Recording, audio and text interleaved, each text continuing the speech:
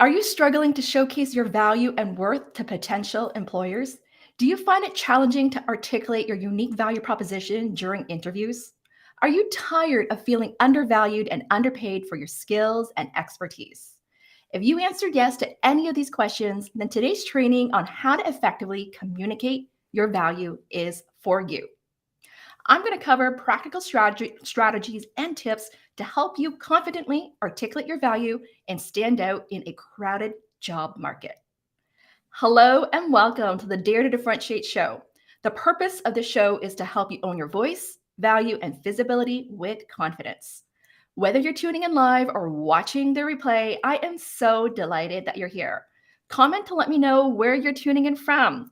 All right, hello. Just want to make sure you can all hear this. I'm just going to double check my audio and everything is working. If you can hear me, type in a +1 here. I just want to make sure everything is working well. Yes. Okay. Can you hear me? If you can hear me, type in a +1 there. Amazing. Okay. So I'm your host, Diana YK Chan, LinkedIn top voice of 2022 and founder of My Markability. As a career coach, speaker, and business mentor, I help you stand out, get hired, and earn more. If we're not connected yet, make sure to follow me on LinkedIn, YouTube, Instagram, and TikTok. All right, perfect. You can hear me +1. All right, hello. Hi, Julia. Hi, David. Hi, Rita. Hi, Candace. Great to see all of you here again. Amazing. Okay, that's great. Okay, I can see many of you here on my LinkedIn right now, but 30 plus of you here and about 5 of you here or so on YouTube. It's amazing. Okay, so welcome. All right, so let me know where you're tuning in from there. We just want to let you know today's training is up to about 90 minutes long, so about an hour and a half. If you cannot take the whole thing, that's totally okay. Just come on over to my YouTube channel at Diana YK Chan, where you can catch the replay later on, and I will be adding timestamps as well. Okay, awesome. Okay, so let me see here. I just want to say hello to a few of you here. Lydia, hello. Sarah, hello. Great to see many of you here today. Okay, so I prepared a training with my slides here today that I want to walk you through. Today's training is going to be a very valuable one. You're going to learn so much because I've been doing a lot of interview coaching lately with my clients. So I have some valuable insights that I would like to share, common mistakes that I see and tips to avoid them. So let me walk you through of what we're going to cover today. So I'm going to cover why it's important to communicate your value, and I'm going to share you some success stories of how my clients have communicated the value to help them land their jobs. Why it's so difficult to communicate your value. I'm going to cover 8 common mistakes that I see and tips to avoid them. 5 signs of high potential talent. 11 strategies to communicate your value. And I'm going to share with you examples of value statements. So to help you to use the right type of language to communicate your value there. Okay. If you are excited for today's agenda, type in a +1. If you're here with me, type in +1. I know I want to see that you're here because I can't hear anyone. So the only way I'm communicating here or interacting with you all is through my comments. And today I'm running solo today. So it's just me, you here today. I see the chat here. I see my slides here. So let me know. All right. Hey, Jean. Go, Diana. Thank you. Great. Thank you so much for your support here. Another fellow career coach here in program management. Okay. So this is today's agenda. Okay. So a little bit about me. If you're new to my work here, I want to give you a little introduction. I'm a former recruiter where I recruited for about 10 years before I became a career coach, speaker, and trainer at My Markability. I've seen like thousands of resumes, millions of LinkedIn profiles, and done thousands of interviews. And throughout the last 10 years as a career coach and interview coach, I've done also thousands of interviews, ranging from the common behavioral interviews to case interviews, pitch interviews, you name it. I've done all different types of interviews and have a really good eye of what employers look for.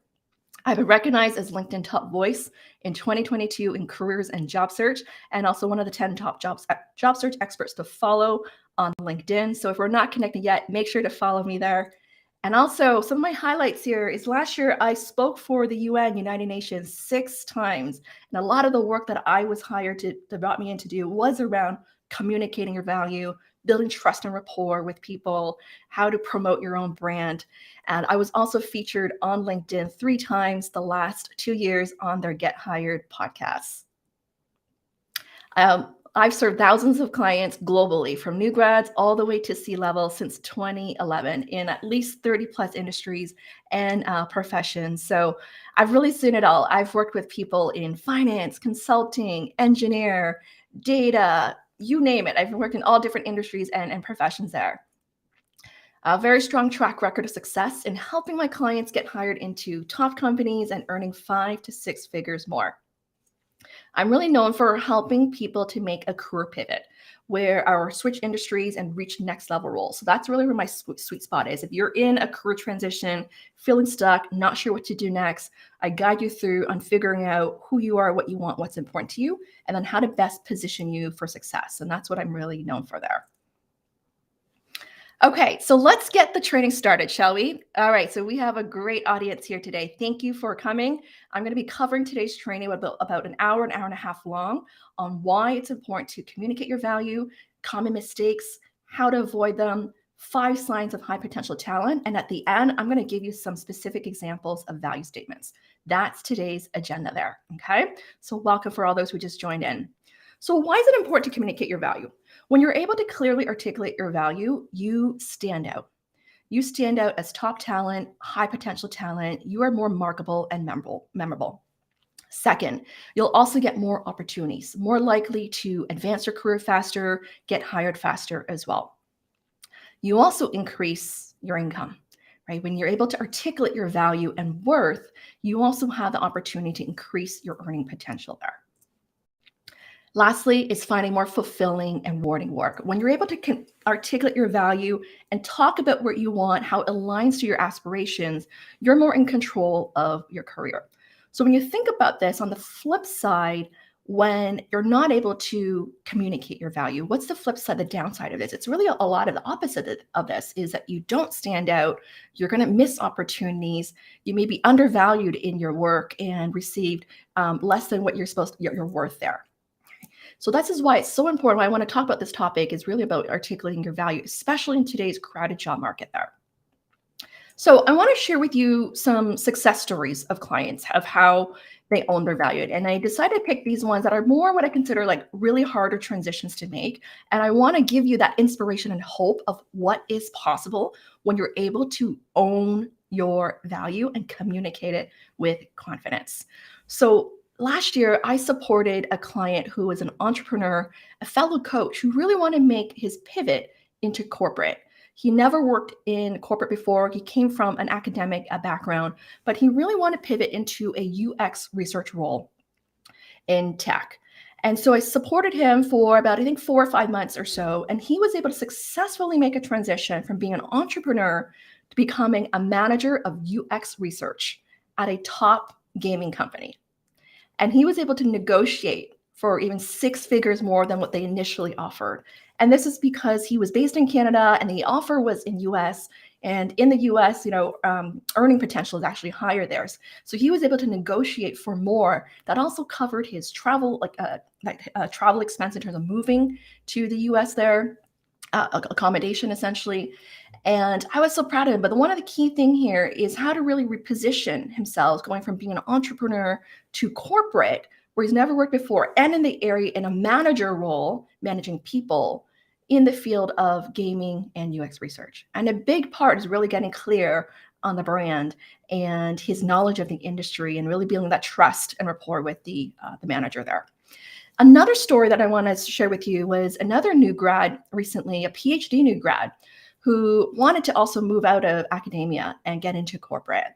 And his background was in finance, like forecasting, modeling, like really hardcore analytics type of a role there. And he had no idea how to sell himself. He's never applied for a corporate job, but he just knew he wanted to get out of academia. And he aced his first interview and landed his first corporate job as manager of forecasting model at a top bank with a 6-figure salary within a month of working together. And a big part of the work was around the confidence, getting clear on his brand, his value proposition, and really practicing those interviews so that he can ace the interview there. Okay, so these are more like extreme cases, but this is why I want to share with you why it's so important to be able to communicate your value if you want to get these top jobs, right, and increase your earning potential there. The third one was another client of mine who made a huge pivot last year, going from communications role in the public sector to a senior product strategist role at a top bank, right? From the public sector to bank, from communications to product strategist. Very, very different. And she received an 18% salary increase and a year-end bonus. Right? And she wasn't sure if she could do this, right? Because she was a very, very different profile background, but she was able to really understand what the hiring manager was looking for. Someone who is strong with communications, who can work with stakeholders, who has a great executive presence, persuading, influencing senior management. And because she had a journalism background and great with communications, that made her stood out. Right? So a big part is really thinking about what makes you unique and different. And that's how she made this pivot there. Another client of mine who was at the same company for over a decade, 12 years at the same company, and she really wanted to make a change, she was able to land a next level role, a global VP role in financial services. This was like her first interview that she aced, where she negotiated for $5,000 more and received a 20% salary increase. And we did so much work on getting clear of what she wanted, what she had to offer. Like she didn't even have a resume to begin with. So we had to get really clear on her story and her differentiation factors and the work that she did to showcase her value. As a result, she was able to ace that first interview. Okay, I'm not saying this is easy. It's not easy. We got to spend the time to really get clear on what you bring to the table there. And this is what I'm going to walk you through today. Okay.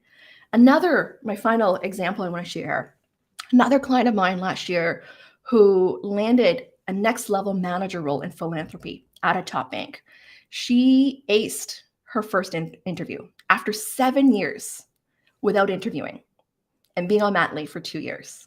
Right, so you can imagine the nerves that she had. Like any of you get nervous when you go into interviews. I heard some of you that the reason why you can't articulate your values is because you get nervous.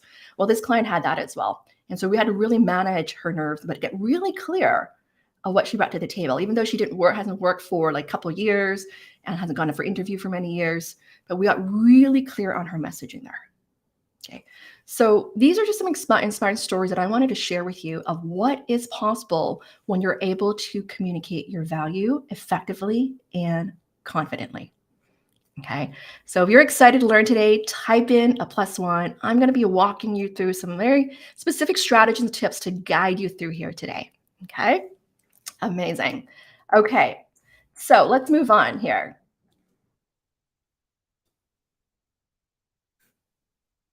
Okay, so share with me in the comments what's difficult about communicating your value. Tell me, I want to hear from you. What is challenging when it comes to communicating your value? What are some of the challenges? I want to hear from you here, and I'm going to share with you the common things that I hear when it comes to communicating your value. Tell me what do you find challenging there? All right.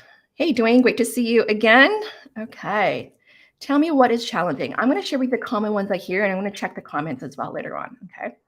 So the common 4 reasons that I hear could be, number 1, it's hard to talk about yourself, right? Don't you find it sometimes awkward or uncomfortable of talking about yourself? That's, I would say, one of the core reasons I always hear is I'm just uncomfortable talking about myself.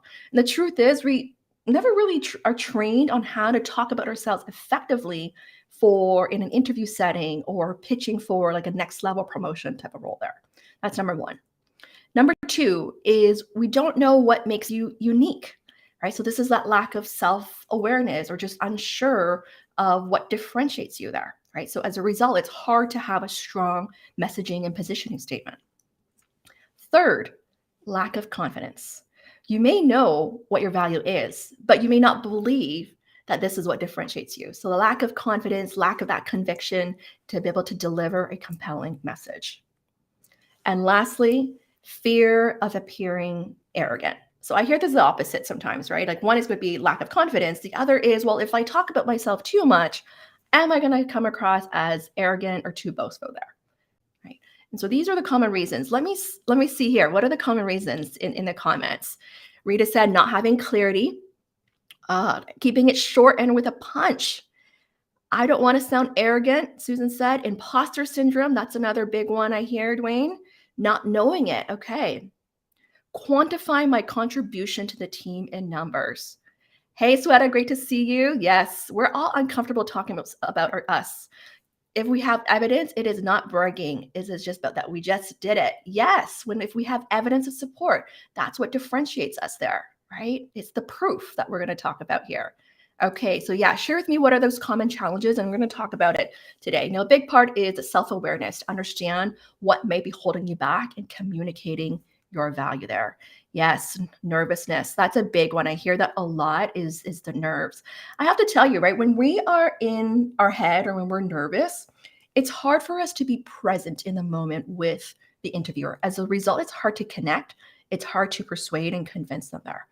I have to tell, like even last week when I was recording for course content for LinkedIn there, I was in my head a bit and I could tell that's because of my nerves. But when I can really stay present and true to my message of who I am, that's when I had a better, smoother experience there. And so this is something I talk a lot about is you want to speak from your heart instead of your head. From your heart instead of your head there. Okay. Okay, so let's move on here. Here's a reminder, right? If you ever feel uncomfortable talking about yourself or you feel like it's too much, like you're bragging and arrogant, here's my reminder for you here is you want to change your mindset. Change your mindset of how you see yourself. So instead of thinking that you're going to sell yourself, think of how you're serving others. When you communicate your value, you are essentially showcasing how you are helping people, how you're serving the organization, the team, how you're contributing to the greater success of the organization there. Right. So really, it's really showcasing that how you can add value and make an impact there. Okay. Okay. Oh, thanks for the compliment here. What I'm wearing, this is my new blazer here, my brand color. I know that's your brand color too, Sweta. Yes. Ellen said that hearing you talk about this actually helps to find the focus and value. That's great. I'm going to share with you more tips on how to stay focused here. So here's one of my favorite affirmations here is I am MVP. I am markable, valuable, and proud. This is really that mindset that you want to go in order to articulate your value. You have to believe yourself that I am markable, I'm valuable, and I'm proud. Okay, type in the comment that I am MVP. I am MVP. A big part is really this mindset of whether you believe in yourself there, right? If you don't believe in yourself, how can you convince others to believe in you? And sometimes it is hard. And this is why either talking to a friend, working with a coach, talking to a colleague, to hear back from them of what makes you unique, what makes you valuable, it's reassuring, right? It's one of the things that I love doing with my clients is really identifying their superpowers, identifying what makes them unique. And when I'm able to articulate it, they're like, oh yeah, that is me. That is me. And it gives them that boost of confidence. So if you're unsure of what makes you unique, talk to someone, get them to play it out and record it and record to remind yourself of this is what makes you unique and different there. Okay. So I am MVP. Yes. I love that MVP. Good. All right. I see a lot of you here typing I am MVP. Good. I am markable, valuable, and proud. Thanks for typing that out, Joanne. Okay. So moving on. This is where I want to spend a little more time. Let's talk about the common mistakes that I see when it comes to communicating your value and tips to avoid them. So I want you to pay attention to this. Like, what are some mistakes that you make at times when it comes to articulating your value in an interview setting or during a performance review? Let me know. I mean, the key here is self-awareness so that you know what to do to like fix it there. Okay. So the first mistake is reactive versus proactive. So a lot of times people may say a high performance like, well, my work will speak for itself. Or if I'm doing a great job, I work hard enough, my work will speak for itself. That's really in a reactive mode, right? Or my resume should speak for itself. Or my LinkedIn bio should speak for itself there. That's being reactive. Proactive means that you are actively sharing your unique value proposition, sharing what you bring to the table. And in an interview setting, this is more important. In an interview setting, when you go through multiple rounds of interviews, you can't just assume that they know what your value is. You need to reinforce the message over and over again throughout different rounds of interviews because different people are meeting you. So you want to have a consistent and compelling message throughout the entire interview process to stand out and to be memorable there. Okay, so that reactive versus proactive. And to me, a lot of this is confidence. And it's to remind yourself that I need to constantly remind them like, hey, this is what I bring to the table. This is how I can help you there. The second mistake is being confusing versus clear. This is a common one, right? If you aren't sure what your value prop is or what you bring to the table, you're going to either sound wishy-washy or you may go off a tangent and people just aren't clear. They don't understand it. And so the opposite of that is you want to be clear. And a lot of work that I do in helping clients is really getting to the point, being concise, keeping it short and sweet, keeping a format of threes, having three compelling reasons of what you bring to the table. That makes it easier for people to remember, to take better notes, and it's easier for you to build a business case as well. The third mistake is conveying your responsibilities versus results. This is a big one. So a lot of times we're conditioned to do this, right? We talk about what we did versus what we did differently or what was the outcome. And so really you want to take a step further and talk about the results, the impact, the metrics of success there. That's really what's going to showcase the value to your employers, right? So how many of you made this mistake? I would say this is pretty common even in resumes, where at least I would say 90% of the resumes I see only convey the responsibilities, which is really essentially your job duties or job description, versus the bottom line impact and results. So when you're able to articulate the results, it's more impressive and memorable there, okay? The next is the qualifications versus benefits. Okay, so the qualifications, I mean, this is what you see in a job posting, right? And what they're looking for. You're talking about the knowledge, skills, experience, those qualities that they're looking for. Now, while that is nice, you really want to take a step further and talk about the benefits of hiring you. This is really what I call it. It's like the so what aspect. What are the benefits of hiring you? Where you really focus more on the language of how you can help the employer. So there's a saying in sales that features tell, benefits sell. So the features are essentially your qualifications, right? Your education, your years of experience, the skills that you have, those are your features. Benefits is really thinking of it from the employer standpoint, the buyer standpoint of how you can help them. Okay. This is a big one. I can tell you from my years of experience working as an interview coach, when I first work with clients, they rarely will talk about the benefits of hiring them. Right? If you're able to take this a step further and really think about the benefits of hiring you, whether you can solve a problem faster, save them time, save them money, make more money, get more customers, whatever that is, right? Think about their objective there. That's what's going to sell. That's what's going to seal the deal there. Okay. Can some of you type in benefits, like benefits of hiring you? Like type in that. I just want you to remember benefits of hiring you. This is something I would say most people don't do, but when you actually do it, it's going to make you stand out because it's going to showcase that you actually understand what they're looking for, what's important to them, what they're trying to achieve there. Okay. Benefits of hiring you. Articulate that. Okay. The next one is story versus so what. So we all know storytelling is powerful and it's memorable, right? Now, however, in an interview setting or or when you're trying to pitch yourself, oftentimes I see people go into the story too much detail of the story and miss the point of the story. What's the so what of the story there? Like, what is the relevancy of this story here? What are we trying to convey? And so this takes thinking and structure to think, okay, what's the point of this story? Like, what's my message of this story here? That's really the so what there. So if you're able to take that next level of, okay, I'm going to share this story of how I solved a problem. What's the point here? Are you trying to showcase that you're a quick problem solver or you're quick with dealing with conflict or coming with, what is it that you wanted to talk the so what of this to showcase this is something really valuable to the buyer there, which is the employer. Okay. This is a big one because I know that oftentimes we're thinking of, okay, all these examples and stories that I have, and we don't connect the dots, which is really part of my next point that I'll be sharing here is as you move forward, is that we talk about our past, right, in terms of our qualifications, but we don't necessarily talk about the future of how we can help the employer. As you move forward in the interview, especially when you get to like the final round, third round of interview, you would have gathered more insights about the job, about the team, about the company.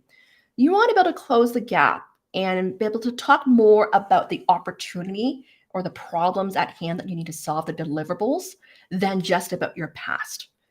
Okay. So a common mistake I see is people, especially during the final round, is all they focus on is like, these are the skills I have, these experience I have, these are the companies I worked at, but they don't really connect to the employer of this particular opportunity and talking about the future of what is possible. What's the vision? What's the plan? What are the possibilities? How can I help you? Okay, so that's a common mistake that I see there. The next is the we versus I. So this is pretty common as well, right? Especially if you work in teams or for those who are in a senior leadership role, we talk about we, what we've done. Now, in an interview setting, you are the one that's being evaluated. So you really want to be clear and balanced between we versus I, where you talk about specifically what did you do? What did you influence? What did you delegate? Right? What action steps did you take? Right? You can give a bit of what the team's objective was, but you want to be specific of what did you do. Otherwise, it's really hard for them to evaluate your competency of what you bring to the table there. Okay, so that's another common mistake I see. I see that particularly for those who feel uncomfortable in owning their value or articulating like what did they do, and they use we versus I there. Okay, lastly is being more me-centered versus employer-focused. Okay, so this is like the other problem here is we focus too much, talked about ourselves, right? This is what I bring to the table. This is what I have to offer. First is making employer focus of this is what I can do for you. This is how I can help you. This is how I can help you solve the problem. So it's switching that language of making it employer focus versus just about you or me here. Okay.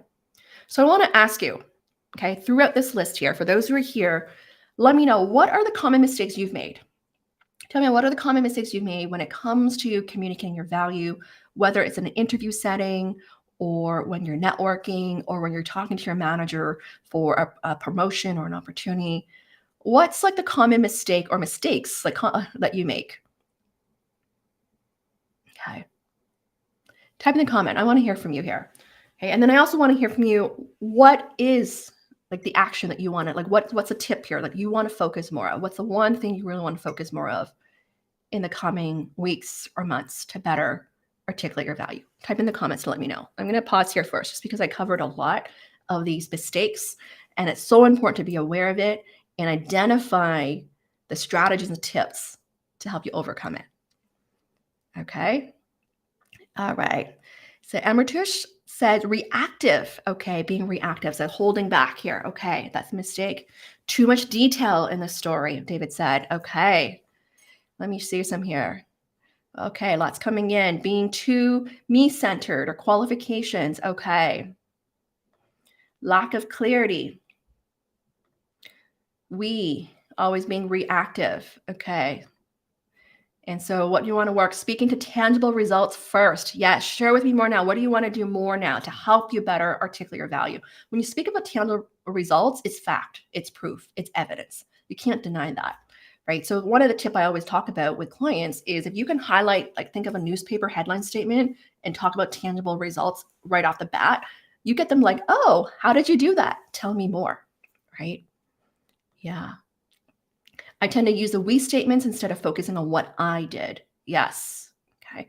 So one of the tip, I learned from another friend here, my fellow coach, Tiffany Uman here, is if you're not sure of what your value is or what you bring to the table, a reverse engineer question could be, what would not have happened if you were not there?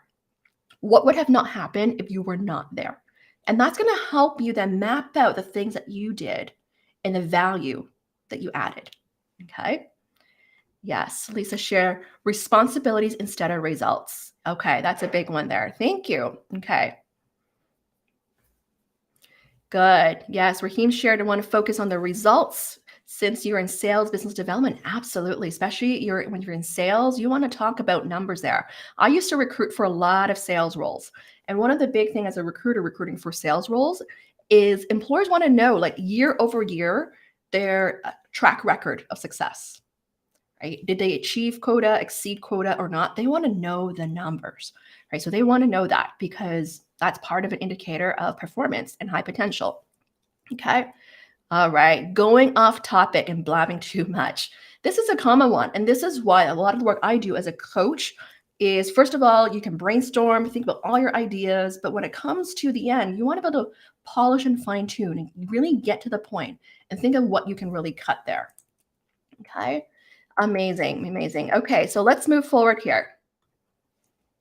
So I'm going to now share with you the signs of high potential talent. These are some of the indicators from my experience as a former recruiter and as a coach now. When you're able to articulate these items, these topics, it's going to showcase that you are high potential talent and it's going to really make you stand out there. So these are my P's. The first is performance. So going back is talking about your performance, right? Did you exceed performance or not? Number two is progression. This is where you want to talk about how have you progressed in your career? How have you grown? Have you taken on more responsibilities, more complex tasks, solved more complex problems, or developed new skills, gain new experience? This is the growth piece in terms of talking about your progression there, right? That's showcasing that you have a growth mindset and that you're a learner. The third is promotions. So this is the evidence and track record, right? If you can showcase that you've had, let's say, a fast track promotion, let's say 3 promotions in 2 years, or the average promotion takes 3 to 5 years and you got it in 1 year, that is also an indicator of high potential talent there. So you want to be able to talk about that. The next one is possibilities mindset. So this ties into being a problem solver, someone who is resourceful, someone who is like future looking, is really think about like what else is possible? What are the opportunities there? Right? That's also an indicator of growth and high potential talent. Lastly is personal brand. So this is all about managing your perception, your reputation, consistently be able to articulate your value, what you bring to the table. That is all going to help you be more memorable and help you stand out as high potential talent there. Okay. So let me know in the comments, like out of these 5, what do you want to work on? Like, what do you want to get better at articulating or sharing, right? To help demonstrate that you are high potential talent out of these 5 P's. Okay. Okay. Tell me which 5P you want to work on here. So let me answer a question here. How do you take control to communicate valuable information in an interview? It shouldn't just be Q&A, correct? Q&A, right? How do you take control? That's a great one. So I think this is where it's all about the context that you want to set, right?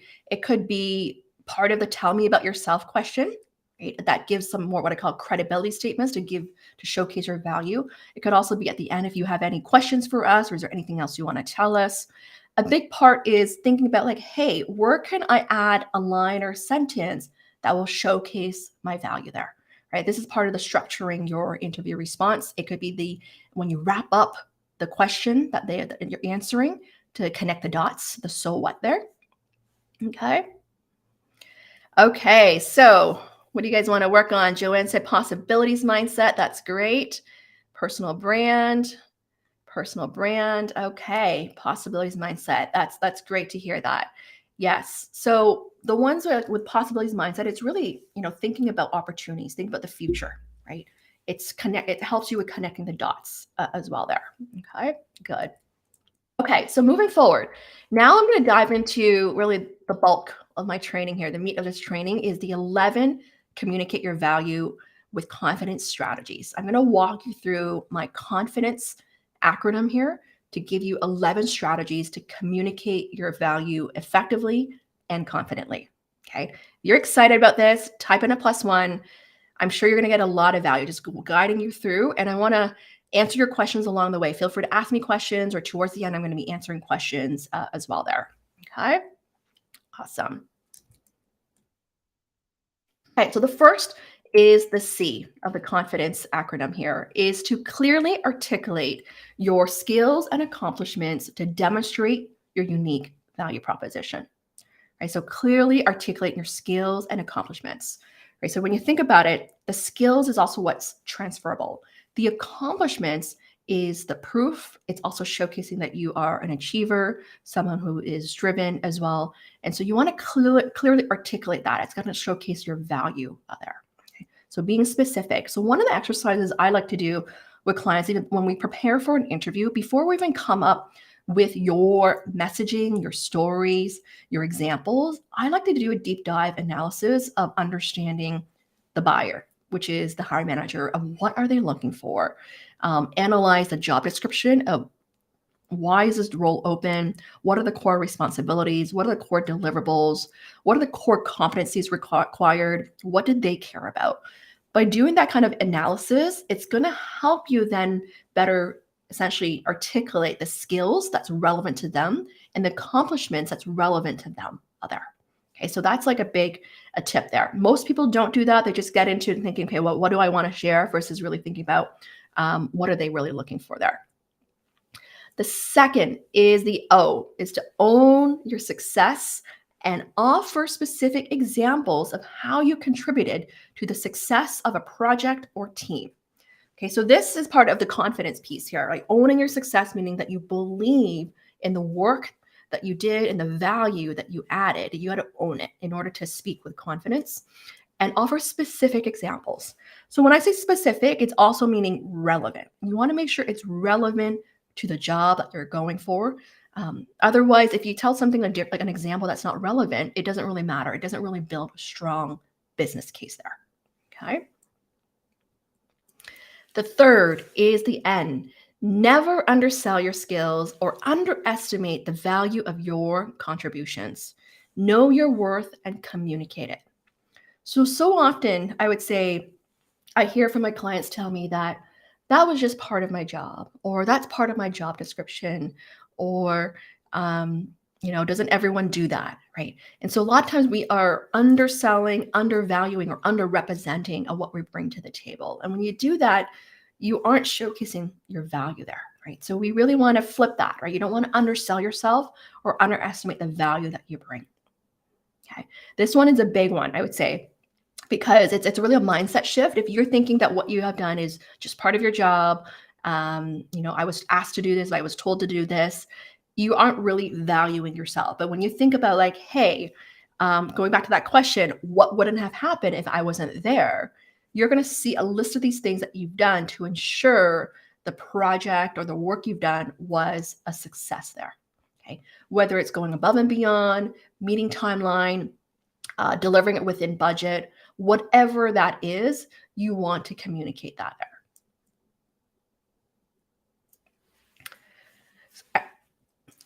The next is the F, focus. Focus on the value and benefits you bring to the organization rather than just your job duties. Okay, so this was a comment when I mentioned earlier about the mistake people make, is that you want to focus on the value and benefits of hiring you to the organization, right? Because that's going to showcase ROI, return on investment, to the employer, right? When you think about why they should pay like 50,000, 100,000, 200,000 to hire someone, they're really thinking, okay, well, what's the value? What's really the benefit here, right? First is just what can they do? What are the duties here, responsibilities? Okay. So this is a really big one, is to focus on the value and benefits. The next is the I, is to incorporate your unique strengths and qualities into your messaging. So this is a little different from the skills or accomplishments. This is like bringing a little bit more of who you are, like part of your DNA of like, what do you naturally excel at? What makes you you, right? In terms of your personality, your character, what you're known for, your reputation. You want to bring that into your messaging, as that's going to build trust and rapport there. Okay. So don't forget that, to really think about like, who are you? Like, what makes you unique as well.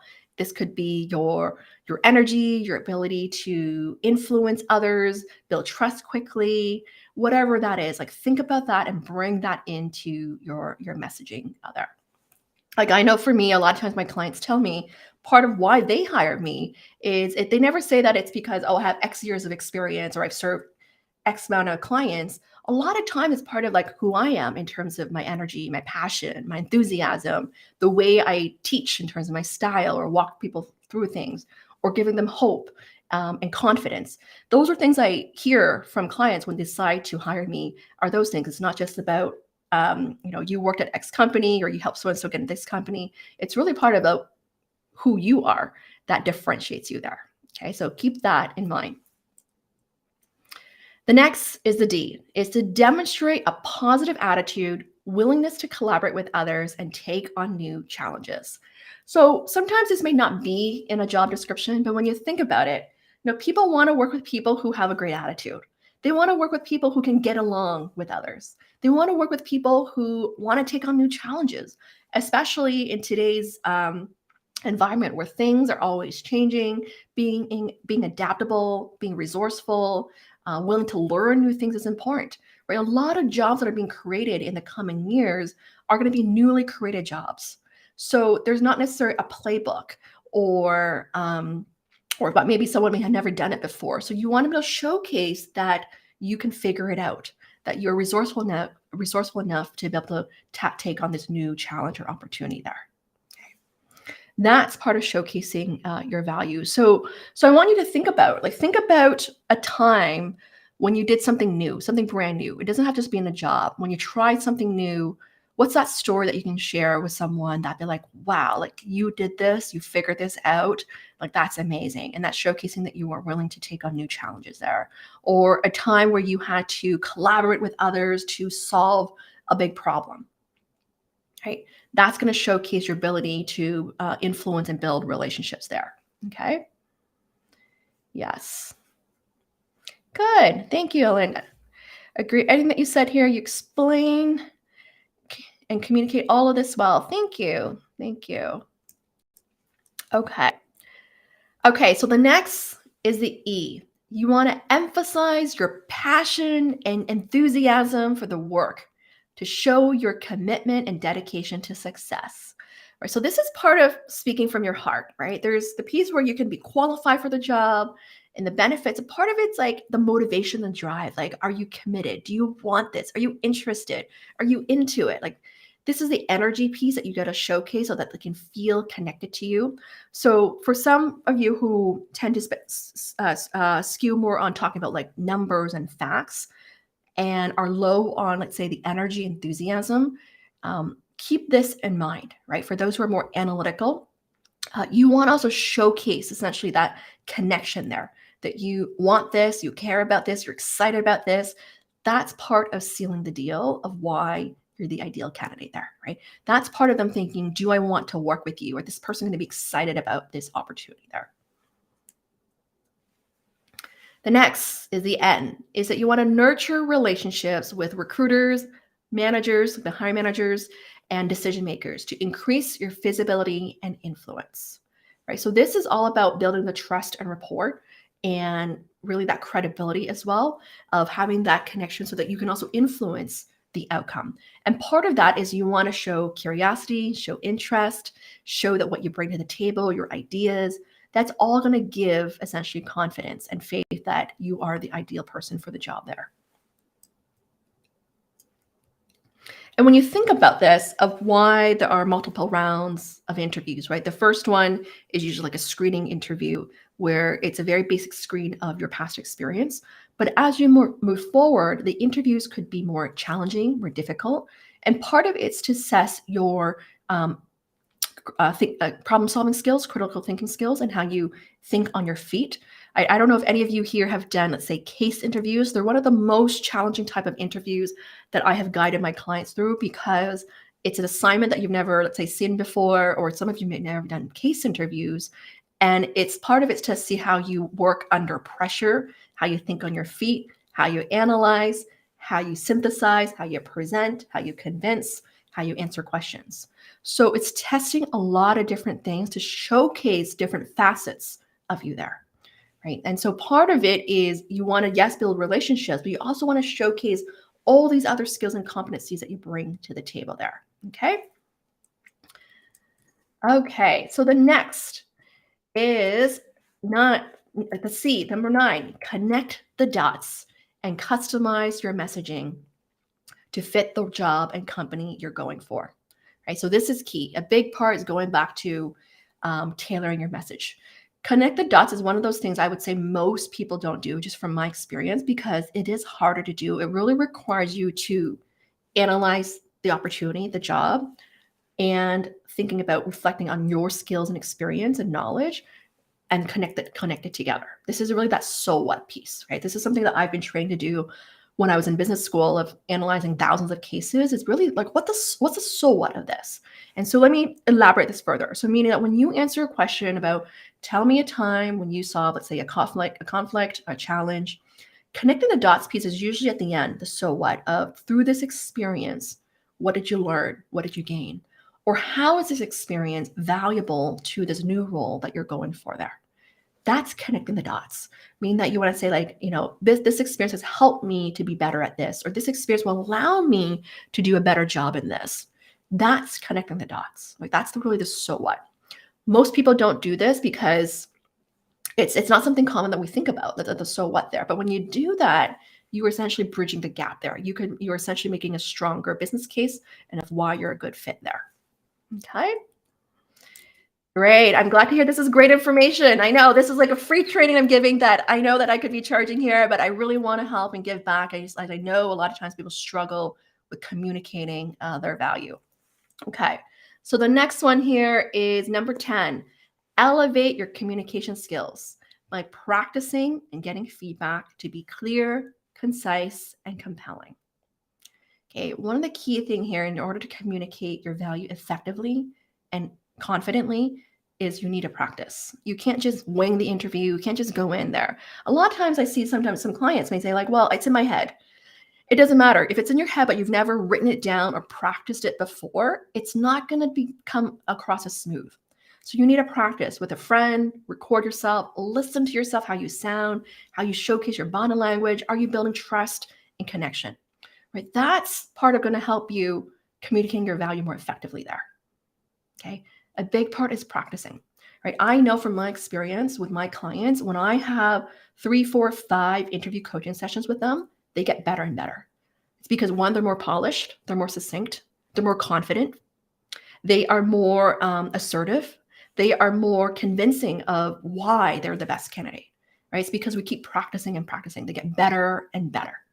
Right? And so if you record yourself, you're going to see how you improve throughout the journey there. Lastly, my bonus tip, 11th one of this confidence formula is confidence. Right? In order to communicate your value effectively, you got to be confident in your own abilities of what you bring to the table, confidence in your own body language and tone of voice. Right? 93% of your message impact is based on your tone of voice and your facial expressions. Only 7% is based on your words. And this is why, like your eye contact, your smile, your posture, right? How you sit, all that matters. That's going to make you sound more compelling and more convincing, right? Especially in the virtual world, right? Right now, like I can't see any of you, I can't hear any of you, but I know you can see me. And I know that is so important. Like I need to amplify my energy so that you can feel connected to me as well, right? So part of it is you want to amplify that energy and use hands, use your eyes, use your smile to communicate and connect with your audience so that they trust you and that they feel you as well. Okay. So if this is helpful or this is insightful, okay, I see some of you here say this, type in a +1. Okay. You see it's still like a lot of you here. Type in a +1. Okay. I'm going to do a recap here. Okay. So that you have like the 11 tips. Okay. And I want to ask you which one that you really want to prioritize working on. Let me know. Okay, so I'm going to do a recap with you all. Okay, so here's a recap of the 11 strategies on communicating your value with confidence. First is to clearly articulate your skills and accomplishments. Second is to own your success and offer specific examples of how you've contributed to the success of the project or team. Third, never undersell your skills or underestimate the value of your contributions. Be proud of what you bring to the table. Fourth, focus on the value and benefits you bring to the organization.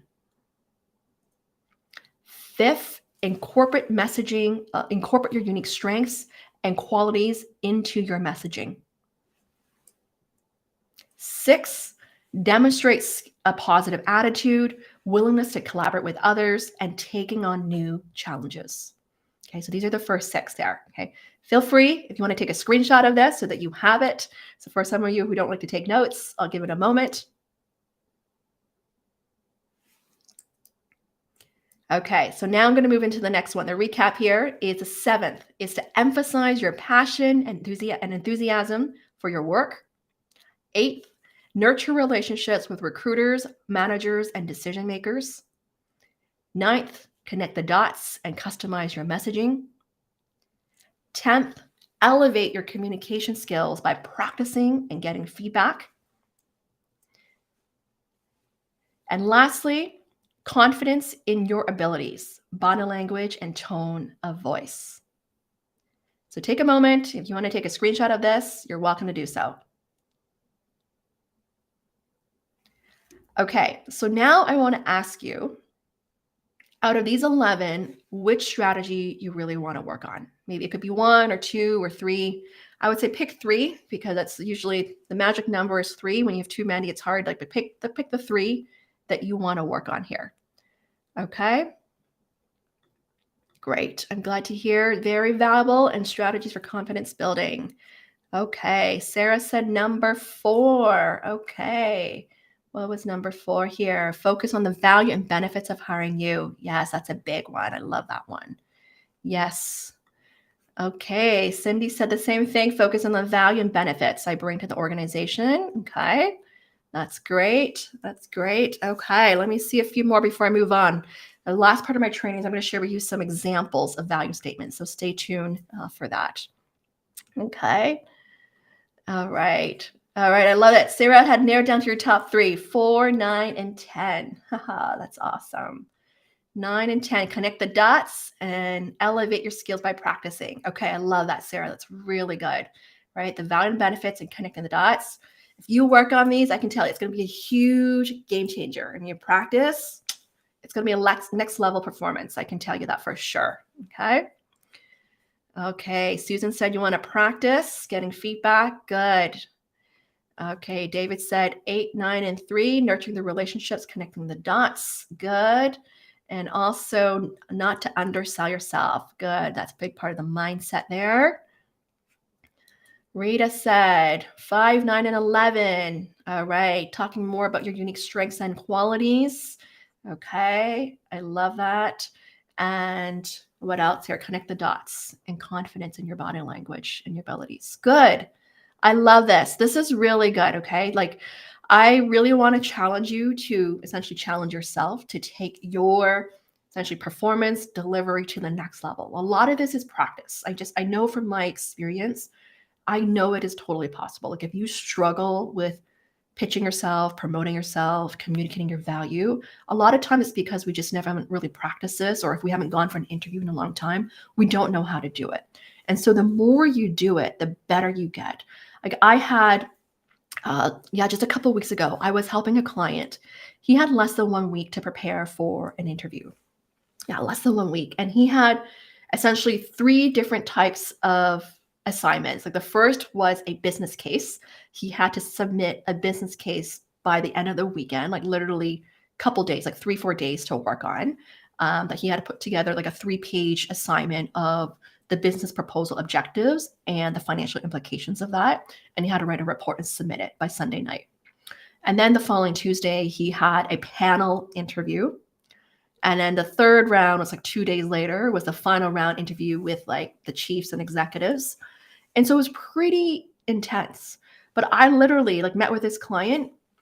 I was in touch with him like pretty much every day leading up to the interviews there. And a big part that I know is, one is the confidence, right? Of believing yourself that you can do this, right? Second is having a game plan, like a roadmap of how you want to tackle these interviews, right? There are different types of assignments, like how you want to tackle the case interview, the panel interview, right? The executive level interview is strategizing by understanding these people, of what they care about, what they're looking for, and anticipating the type of questions that they may ask so that you can tailor your responses accordingly there, right? There's a lot of human psychology involved, I would say, right? Depending on who your audience is, you can think about what they care about, right? What do they usually talk about? Doing some research, and that's going to help you connect the dots and build trust and rapport there. Okay, good. Thank you for sharing. Okay. Lisa said 2, 3, and 4. Amazing. Mohammed said 9, 4, and 10. Okay. Lydia said, incorporate your unique strengths and qualities. Good. This is good. All right. So I love that all of you are committing to elevating your delivery here to communicate your value. So next, what I'm going to do is I'm going to walk you through some examples of value statements. So this is part of to help give you some proof examples, right? A lot of times people ask me, Diana, you taught me all these tips and strategies. It's great, but can you give me some examples? So I figured I want to share with you 5 different examples. These are just examples, but I want to give you some of that language to use to help you use the right language to sound more effective and confident. So here's an example as a marketing professional of a value statement. Now, this is just obviously one liner statement that I have or one paragraph. There could be more, but I just want to show you the language to use to help you convey your value. So I'm going to read it here. As a marketing professional, I specialize in creating engaging and impactful campaigns that drive brand awareness and customer engagement. I'm skilled in leveraging social media, email marketing, and other channels to reach and connect with target audiences. And I'm confident that I can help your company achieve its marketing goals. Okay, let's dissect this. What happened here, right? Like what makes this statement effective, this value statement, right? So they had to use the word I specialize in, right? Which is like what you're known for. I'm skilled in, which is like what I'm good at. I'm confident is more a belief statement, right? A commitment statement or a promise statement that I can help you there. Most people, I can tell just from my experience, do not use the words that I'm confident that I can help you. Right? If you try incorporating that language in an interview setting, that I'm confident I can help you do this. I'm confident that we can solve this together. That's going to give trust. Okay? Or being clear of what you're skilled at, it shows self-awareness, right? And what differentiates you there. Okay? Is this helpful so far? If it is, type in a +1. Okay, I'm going to share with you a few more just so that you have a different wording, the language that you can use here. Another one is throughout my career in sales, I've consistently exceeded my targets and generated millions of dollars in revenue for my previous companies. I'm passionate about building relationships with clients and identifying growth opportunities for growth. And I'm excited to bring my skills and experience to your team. Okay, so let's dissect this one here, right? This is I've consistently exceeded my targets. Like this is a performance piece, right? That I talked about to show signs of high potential talent. I've consistently exceeded. That's the proof and the performance. Okay. I'm passionate about, which is like part of the motivation of what you care about. This is showcasing enthusiasm and drive, right? I'm excited about, this is also showcasing, right? Are you excited about this opportunity? Okay. Use this kind of language to connect with the interviewer there. Okay, good. All right, loving this. Amazing. Thank you for letting me know about that, Rita. Okay, so let's go through the third one. Another third one here. As a project manager with a strong background in cross-functional collaboration, I am well equipped to lead teams towards achieving project milestones on time and within budget. I possess exceptional problem-solving skills and thrive under pressure, making me the ideal candidate to handle complex and high-stakes projects. You see how there's just like one short statement? It gives so much here, right? Strong background, right? Essentially, this is showcasing what you're good at, right? Or the experience that you have. Well equipped, right? This is a confident language that you believe that you're well equipped to lead teams. I possess means I have, or I believe, right? Exceptional problem solving skills. Making me the ideal candidate is a confidence statement that you believe you're the ideal candidate. Most people don't say this, and I know it may sound uncomfortable here, but when it comes to what we call connecting the dots, sealing the deal, conveying you're the ideal candidate, you want to give I call these like what I call these promise statements or commitment statements that you believe you're the ideal candidate. You believe you can help them. Using that kind of language really helps seals the deal there. Okay. Sounds exceptional, right? Joanne says sounds exceptional. Yes. Right? It sounds more impressive, essentially. That's how you want to come across. Like part of conveying your value, you want people like, wow, that's amazing. I'm excited about this. Let's do this. Right? Okay. The fourth one is as an experienced software engineer, I excel in developing robust and efficient software solutions that meet and exceed user requirements. I have a proven track record of delivering high quality code on time and within budget. And I'm eager to apply my skills to help your company achieve its technical objectives. So you see the words I highlighted here. I excel, which is what I'm good at. I have a proven track record, right? So this is about your value. I'm eager, right? Showing that enthusiasm and excitement there, right? And then the way they tailored it here too is achieve its technical objectives, which ties into someone who's in a technical role as a software engineer. Okay. So you see how this kind of messaging is also more tailored there. Okay. Yes, yes. Personal brand statements could be used at the end of a cover letter too. Yep, you can use it either beginning, the end. It can also be part of your summary statement in your resume. This is part of, it is part of branding. Thank you for highlighting this, Sydney, that I teach a lot about branding is really able to convey your unique value proposition in in a succinct and compelling way there. Okay, so my last example.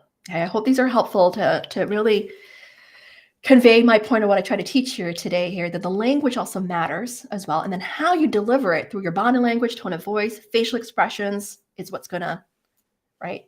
It's the icing on the cake here, to seal the deal there. So my last one here is, as a human resources professional, I have a talent for attracting, developing, and retaining top talent. I have a deep understanding in creating and implementing effective recruiting strategies, managing employee relations, and designing and delivering training programs. I'm excited to bring my expertise to your company and help it build a strong and motivated workforce. Again, you see how this is tailored. Someone's in HR about building a strong and motivated workforce. Okay. And these words, I have a talent for, which is what I'm good at. I have a deep understanding, right? Which is what I'm skilled at. I'm excited, showing that enthusiasm. Okay. So I want to ask you, like, what kind of words or language that you picked up here that you want to try using in your upcoming pitch, or that when you want to convey your value? What's some of that language you picked up in these examples that I shared today? Okay, type it in the comments. But I hope I shared 5 examples to give you a good variety here, right? Like, just if you look at this, specialized, skilled, confident, consistently exceeded, I'm passionate about, I'm excited, strong background or strong track record, well equipped, possess, making me the ideal candidate, I excel in, I have a proven track record in, I'm eager to, I have a talent for, I have a deep understanding in. What's some of those word choices that really resonated with you, that you feel that this is something you could start using and saying there?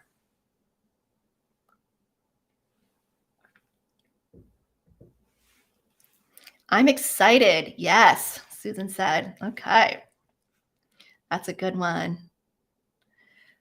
Well equipped. I possess. Okay. Consistently exceeded. Okay, Rita said. Okay. Love this.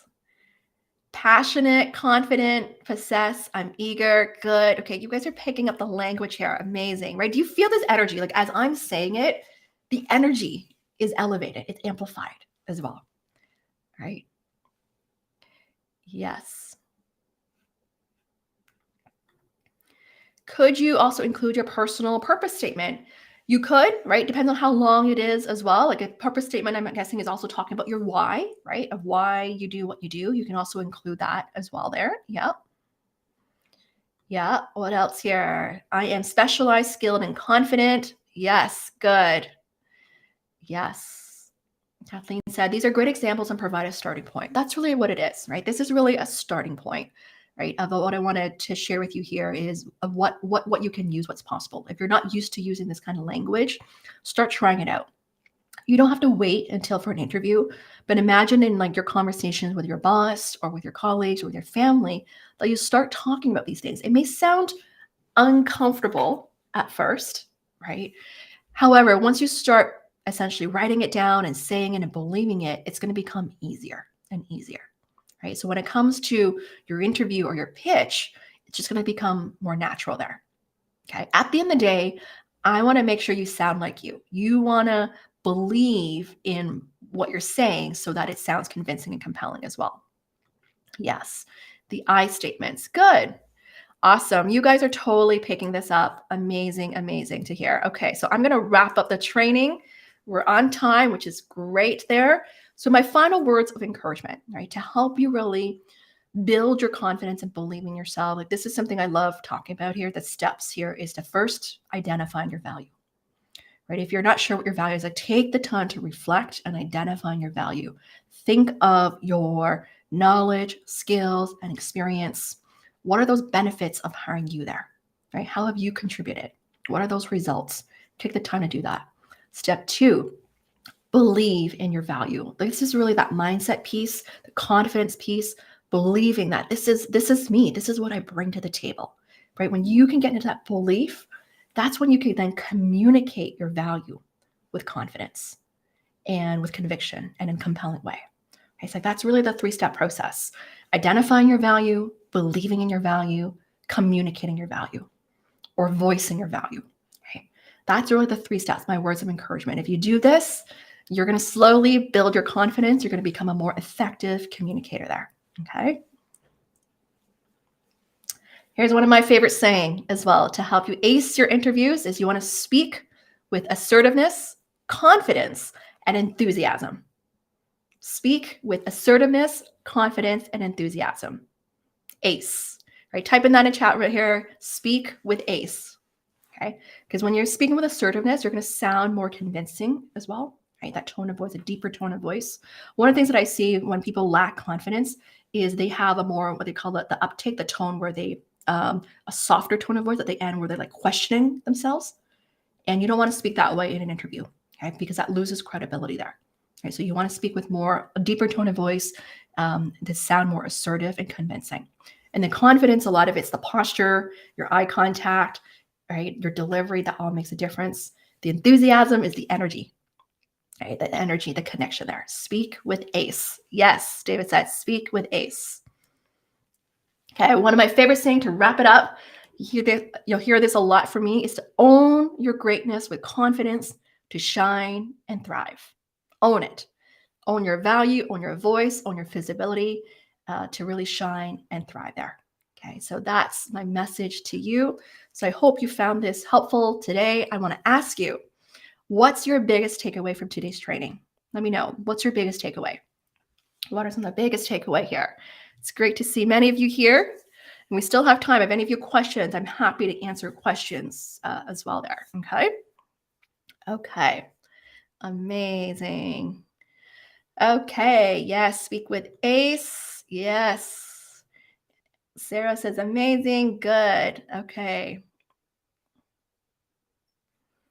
Yeah. Let me see a question here from David. What about being more masculine if male? I'm not sure if I understand what you're. Okay. I think it's totally okay if you want to be more masculine, right? In terms of having the tone of voice, you want to be more masculine. The key here is also, are you connecting? So you can it's the masculine energy or feminine energy, but also, are you connecting with the interviewer? So that is also important, the connection piece there. Okay. So it's totally okay if you want to be more masculine there. Yep. Yes. Speaking with ACE. What else? The biggest takeaway is showcasing my value. Continue to practice. Yes. Connect the dots. This was fabulous. Amazing to hear. And I want to ask you, what's one word to describe how you feel from this training? Let me know. What's one word to describe how you feel from today's training here? I'm going to tell you, if you were to take one of my formal private trainings or in private companies, this is the style of training that I deliver. Like, I really give a lot of value with examples. I like to make it interactive so I get to know you as well, see who's here. This is the type of training that you can expect when you work with me privately or even through one-on-one as well. Like, I'll be sharing you even more in-depth tips there. Okay. All right. Let me see. Empowered, Juliet said. Encouraged. All right. Empowered. Amazing. Confident. More relaxed and focused. Okay. That's great to hear that. Great. Enthusiastic. Amazing. I love that energy here. Feeling energized. Okay. Lots of you typing in the chat room. This is what I love. Like, honestly, I can't hear anyone, but I just love seeing the interaction here because I know who's here in the house, who's watching. So thank you for commenting and interacting with me throughout this past hour here, that you feel empowered and excited. Woohoo! Go Cindy. Yes. All right. David said, takeaway is a reinforcement of what I am already doing. Oh, good. Yes. That's good to know, right? And that you know that you're already doing these things. Let's continue to be consistent as well. Yes. You feel more prepared, energized. Okay. That is amazing to hear that. Good, good. So if you want to learn more, if you're new to my work, make sure to check out my website at mymarkability.com. I have tons of free resources there. You can also join my mailing list to get the latest updates and free tips. If you click on the free resources, I have free resources on networking, even more interview tips like questions to ask the interviewer, how to overcome your nerves, and so forth. And if you're not clear what to do next, I even have a training on career clarity as well. So check that out. And then also make sure to follow me at Diana YK Chan on LinkedIn. This is where I post my frequent latest updates and tips on careers, job search, life, and motivation on LinkedIn there. You can also check out my YouTube channel at Diana YK Chan. This is where you can also watch many of my replays from past trainings where I add timestamps for easy viewing as well. Okay. All right. I'm going to spend some time taking questions as well. If there's any questions, let me see here. All right. Reaffirming. Awesome. You're welcome all. Thank you so much for your time. This was amazing. That's great to hear. Very timely for you. That's great to hear that. If you have an interview, this is going to be really helpful there. Okay. So let me see what questions are coming through here. In today's environment, ageism seems to be an issue. Can you share tips of how to overcome this when looking for new opportunities? That's a great question, Cindy. I get this question quite a lot actually in terms of the ageism issue. Unfortunately, it does happen, right? So I think this is where focus on what you can control. This goes back to even your brand image, whether it's through your picture, how you show up on camera. All that can make a huge difference there, right? In terms of the image piece. For me, like I'm really big, even when I think about these days virtual, the whole your on camera executive presence really matters. I see a lot of times when I meet people for the first time in Zoom setting, if you were to go for, let's say, an interview presentation, you want to put your best foot forward. So whatever you can do essentially to help essentially present yourself in a way where age doesn't matter anymore, that will really help there. Now, the other thing is from a communication standpoint or a presentation standpoint is you want to avoid, for example, adding your the year of graduation from your university education or college education there to avoid that they can figure out your age. You want to avoid talking about your age as well. Those are things that you can also do to prevent that there. Okay. Thank you, Diana. This is invaluable. You're welcome, Sabrina. Okay, this is good to hear. Any questions? Any other questions there? A lot of, I would say, this topic today, communicating your value. The reason why I decided to do this topic was one, I have been doing a lot of interview coaching. But two here is for me, the value piece, when I think about, a lot of it, it's going back to the self-love as well in terms of valuing yourself, right? I think it's so important to value yourself in order to present yourself in an effective way. I know for me, like growing up, I struggled even like with confidence, imposter syndrome, growing up in an Asian culture in Hong Kong, always told to be humble, which to me, it's still very important value. However, I think it's so important to be also able to be confident in articulating what you bring to the table and what you believe that you are capable of in helping a client or an employer there. Okay. Thanks, Diana. Thanks, Candice, for being here again. Always a treat to attend your sessions. You're so generous with your knowledge, and it's greatly appreciated. My pleasure. Yes, I do my best to give back whenever I can. And one thing I want to talk about as we're talking about giving back here is, as this topic is on value and worth, I really want to encourage all of you to really not only owning your value, but owning your worth, meaning in terms of this ties back into compensation, right, of what you ask for. The reason I share this, even for me, being a very experienced coach and speaker, like as a speaker these days, I often get lowballed as well. Like an example I'm going to share here, and I'm going to make a post about this, is that I've been asked to speak or be an MC for an event for International Women's Day that's sponsored by multi-billion-dollar companies run by a nonprofit organization. and they wanted me to speak for free for 5 hours. When I asked about the budget, they offered like $400. And one of the things is so important to really owning that worth of knowing what value you bring, but also your worth in terms of your time commitment as well. And I had to kindly decline it, especially this year's topic on embracing equity, when the topic is about equality and equity there. And I think it's so important for us to speak up, right? If you feel like you are being lowballed, you're being undervalued, you have to be confident in saying no or declining it or negotiating. This is a whole other topic and training that I can talk about is how to negotiate your worth as well, as that's part of tying back into believing in your value and what you have to offer there. Okay. So, anyways, I just thought I would share that. That was top of my mind here. Amazing. You are welcome all. Thank you so much. I'm glad this was helpful. Feel free to message me and DM me on LinkedIn as well. I will respond. I always like to connect with people as well. Like sometimes people feel like because as I grow and phone, they feel like it's hard for it to connect with me. But honestly, if you DM message me, like private message me, it's free. I will do my best to respond to you. If you have a question, I'll do my best to support you or guide you in the right way or direction with the resources that I have there. And if you are interested in working with me one-on-one, you can definitely book a call with me as well on my website at mymarketability.com/call if you're interested in working with me one-on-one, where I support your entire career transition from career clarity all the way to acing the interview and salary negotiation there. Okay. Awesome. Okay, let me see. Anything else before I wrap up here? Very, very good coaching. All right. Thank you so much, David. I really appreciate that. It's great to see a lot of familiar faces. This is what I love about doing live streams is that I get to connect with many of you here live. I get to become more familiar with who you are and what motivates you, what you care about. So thank you for constantly showing up for those who have been back to my show multiple times. And if you're new, I welcome you. Would love to see more of you here as well there. Okay. Awesome. Okay, so until next time, I will see you next month of a new topic that I'll be delivering there. All right, you take care. Cheers.